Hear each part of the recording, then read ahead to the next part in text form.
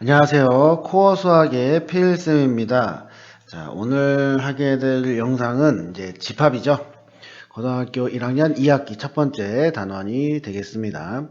그리고 제가 영상들 사이에서 한 번씩 말하는데 개념 설명을 듣고 이제 제가 문제풀이, 예제풀이를 해주는데 만약에 그 예제풀이를 하는 교재를 사용을 하면은 그 교재를 사용하면 되고요. 만약에 그 교재가 아니라면은 여러분들이 직접 이면지나 아니면 연습장에 적어가면서 꼭 같이 푸는 거를 추천합니다. 아시겠죠? 그러니까 개념만 듣고 이렇게 뭐 문제도 물론 풀 수 있겠지만 그래도 개념을 어떻게 사용하는지 어떻게 적용하는지 그런 거를 배우는 것도 필요하니까 꼭 그렇게 해주시길 부탁드릴게요. 자, 이제 집합이라는 걸 먼저 할 건데, 집합이라고 하면요, 일단 모임이거든요. 모아놓은 것들이에요. 근데 그 가장 중요한 거는 그 대상이 분명해야 된다는 거죠. 그러니까 예를 들면은 뭐 키가 큰 남학생들의 모임 그러면은 사람의 기준에 따라 달라져 버리잖아요. 그러면은 그거는 집합이 아닙니다. 근데 뭐 예를 들어서 175 이상 센티미터 이상인 남학생들의 모임 그러면은 정확한 기준이 딱 정해진 거죠. 그래서 집합이라고 하는 것은 모임인데 그 대상이 명확해야 된다. 이렇게 우리가 얘기를 하면 되고요. 그리고 이제 이 집합이라고 하는 거 우리가 이제 기호 표시로 어떻게 하냐면은 뭐 A의 집합이다라고 하면은 이렇게 중괄호를 표현을 합니다. 아시겠죠? 자, 그 다음에 원소라고 하는 것은 집합을 이루고 있는 대상 하나하나예요. 그러니까 만약에 A의 원소가 2라고 2하고 3이다.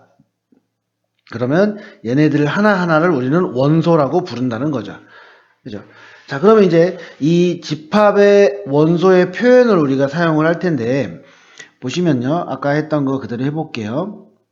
자, 1, 2, 3 이렇게 해보겠습니다. 만약에 자 A가 집합의 원소이다 또는 A가 집합에 속한다. 자, 이 집합을 보고 할게요. 1은 A에 속하죠. 그러면 속한다 표현할 때는 이렇게 삼지창 모양으로 표현을 한다는 거죠. 그러니까 표현법을 우리가 이제 배우는 거니까 잘 기억해 두시기 바랄게요.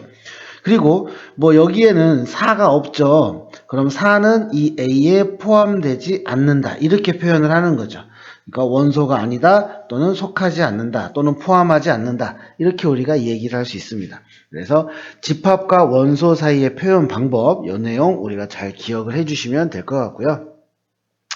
자, 그 다음에 이제 집합의 표현 방법이 있는데 집합의 표현 방법, 자, 첫 번째 원소의 나열법인데요. 원소의 나열법은 말 그대로 원소를 하나하나 다 적어주는 거를 우리가 원소 나열법이라고 해요.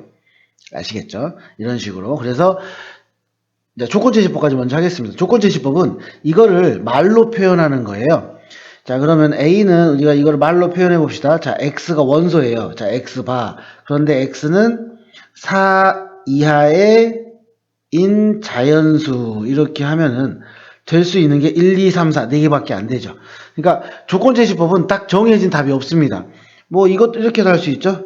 자, X 바 X는 5보다 작은 자연수. 그러면 5가 안 들어가니까 1, 2, 3, 4만 되는 거죠.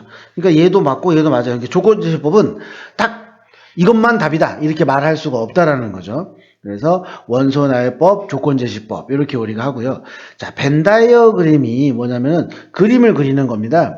그래서 자, A는 자 이렇게 원이나 삼각형, 사각형 여러분들이 편한 모양으로 하면 되는데요. 우리가 이제 일반적으로 이제 문제집들이 동그라미를 하니까 우리도 동그라미로 표현을 합시다. 그러면 그 안에 원소들만 적어 놓으시면 된다는 거죠. 자, 이 벤 다이어그램이라고 하는 것은요, 나중에 우리가 집합의 연산이라든지 이런 것들을 할 때 많이 필요한 부분인데, 이게 어떻게 보면 저는 이제 집합에서 벤 다이어그램은 치트키라고 생각을 하거든요. 여러분들이 이제 뭐 집합의 연산을 배운다든지 또는 집합인데 좀 식만 가지고 좀 풀기가 애매하다. 그럴 때는 벤 다이어그램을 그리면 진짜 99%다 풀립니다. 그래서 벤 다이어그램을 이용해서 문제를 푸는 방법 그런 것도 좀 잘 기억해 주시기를 바랄게요. 자, 지금 한 게 이제 우리가 집합의 표현이었죠. 자, 그 다음에 이제 집합의 구분을 할 건데 집합의 구분, 말 그대로 유한 집합이라는 거는 우리가 셀 수 있는 거예요. 자, 만약에 A라는 집합이 있습니다. 그러면 1, 2, 3, 100 하면은 얘는 100개인 거죠. 그죠? 그러니까 유한 집합은 원소가 유한계, 즉 우리가 셀 수 있는 집합을 유한 집합이라고 하고요.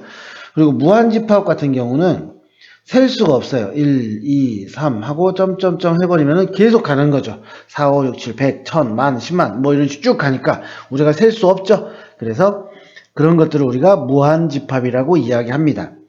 자, 그 다음에 공집합은 뭐냐면요. 이 집합 안에 원소가 하나도 없는 거예요. 그러니까 원소가 아무것도 안 적혀 있는 거죠. 그래서 이렇게 비어있는 집합으로 표현을 해도 되고요. 근데 이 공집합은 특수기호를 우리가 사용해도 돼요. 자, 얘는 이렇게 우리가 표현해도 됩니다. 그죠? 표현법이에요. 그래서 이 모양을 우리가 많이 사용을 한다. 그렇게 기억을 해주시면 되고요. 그리고 이제 뭐 밑에 또 이야기를 하겠지만 공집합은요 원소가 없습니다. 그러니까 0개죠 원소의 개수는. 그래서 셀 수 있어요. 그죠? 셀 수 있으니까 공집합은 유한집합입니다. 아시겠죠? 셀 수 있으니까 그렇게 우리가 생각을 해주시고요. 자, 이제 유한집합의 원소의 개수 이거를 이야기를 할 텐데 우리가 A가 유한집합 그러니까 셀 수 있다면 우리는 그 원소의 개수를 이렇게 표현을 한다는 거죠.